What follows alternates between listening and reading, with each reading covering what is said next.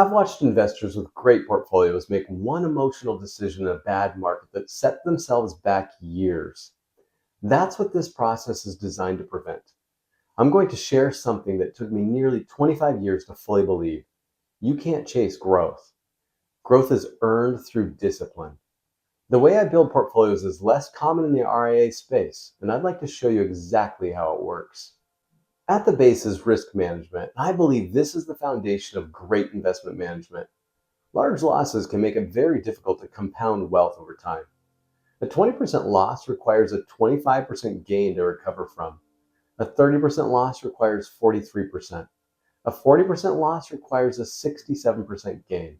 And a 50% loss requires a 100% gain to recover from. As you can see, losses beyond 20% escalate quickly. And that's why managing downside risk is so important.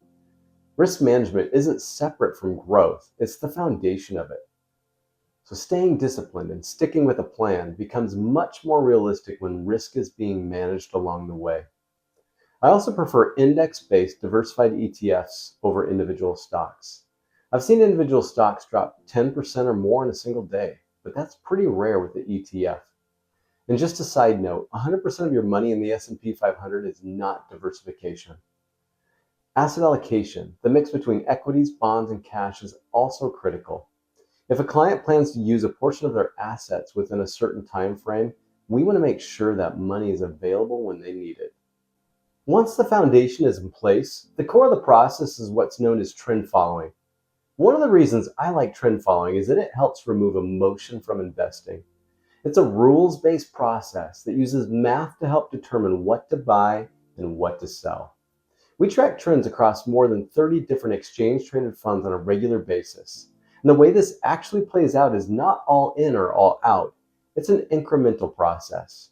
And the part that might surprise you the most is that this process actually tells you when to be aggressive, not just when to play defense. In 2022, when the S&P 500 dropped roughly 20%, our process had already begun moving our portfolios toward defense. Not because we predicted it, but because the trends told us to do so. I don't build static portfolios. I build portfolios that can move incrementally from defense to offense or anywhere in between. Being able to play defense is important, but so is knowing when to participate in growth.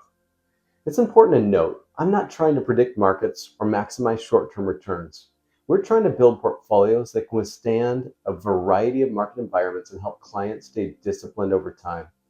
When markets are inexpensive and trending higher, we don't want 50% of a client's portfolio sitting in assets meant for capital preservation, unless that's appropriate for their situation. But at the same time, we don't want to blindly throw caution to the wind and invest heavily in growth assets when those same assets are trending lower. It's important to understand these are not short-term signals. The trends we follow are long-term in nature. At the top of the pyramid is growth, but growth only happens if risk is being managed and the trends are supportive. After nearly 25 years, I've come to believe that the investors who are the most disciplined win the most. Because in the end, long-term success isn't just about how you grow your wealth, it's about how well you protect it along the way.